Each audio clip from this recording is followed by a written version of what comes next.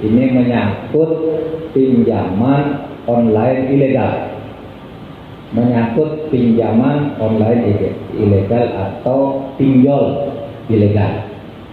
Nah, sesudah kami berdiskusi tadi hampir 2 jam, maka kasus pinjaman online ilegal ini diputuskan atau disepakati pandangan-pandangan sampai saat ini, yang ini bisa berkembang lagi sebagai berikut.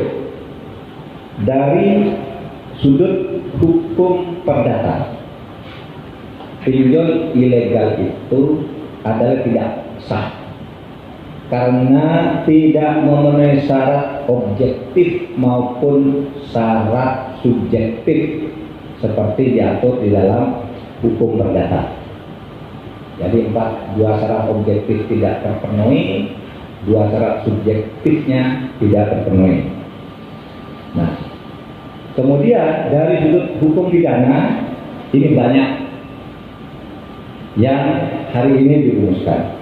Pertama, hal yang sudah dilakukan oleh Bareskrim Polri, yaitu menyangkut ekses-ekses ikutan dari pinjaman itu, didorong untuk ditingkatkan langkah-langkah tindakan hukumnya. Ekses dari pinjaman itu yang tidak langsung terkait dengan pinjaman itu, misalnya ancaman kekerasan, ancaman menyebar foto-foto tidak senonoh dari orang yang punya utang kalau tidak bayar, itu terus sekarang bandar-bandarnya, pekerja-pekerjanya mulai ditindak. Nah, kemudian kita juga tadi menyinggung kemungkinan penggunaan pasal 368 KUH pidana, yaitu pemerasan. Ini hukum pidananya. Lalu juga ada pasal 335 KUH pidana tentang perbuatan tidak menyenangkan yang bisa dipakai.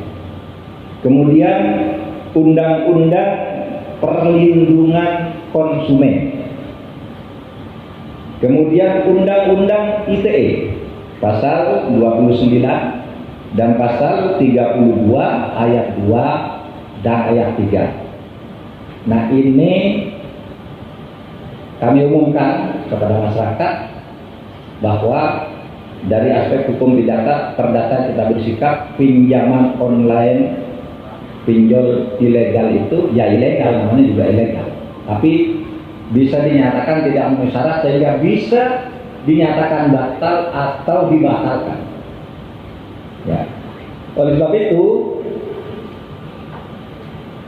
himbauan atau ini statement resmi dari pemerintah yang dihadiri oleh OJK dan BI, hentikan penyelenggaraan pinjol ilegal ini. Satu. Yang kedua, kepada mereka yang sudah terlanjur menjadi korban, jangan membayar. Kalau karena tidak membayar, lalu ada yang tidak terima, diteror, lapor ke kantor polisi terdekat. Polisi akan memberikan perlindungan. Nah, saudara, dengan ini maka kita menegaskan kita hanya akan melakukan tindakan tegas terhadap pinjol ilegal. Untuk pinjol-pinjol lain yang legal, sudah ada izin sah, itu silakan berkembang karena justru itu yang diharapkan. Tapi yang ilegal ini akan kita tindak dengan ancaman hukum pidana seperti itu tadi. Bareskrim Polri akan memasifikasi gerakannya sehingga nanti di berbagai tempat kalau ada orang yang tetap dipaksa untuk membayar, jangan bayar karena itu ilegal. Nah, demikian dari kami untuk mendukung agar industri fintech nasional kita bertumbuh dengan baik. Yang disampaikan oleh Pak Menko tadi adalah tindakan tegas oleh pemerintah dan institusi keuangan kita, OJK.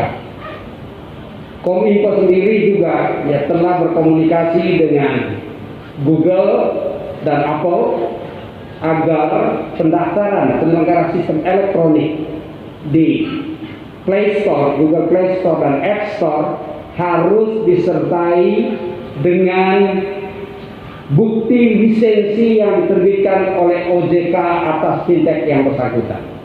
Nah, kita harapkan kerjasama platform digital untuk juga mendukung agar industri keuangan nasional termasuk fintech dan industri dunia bisa bertumbuh dengan baik secara legal dan secara bersama-sama kita secara tegas memberantas industri keuangan yang ilegal termasuk pinjol ilegal di Indonesia. Terima kasih.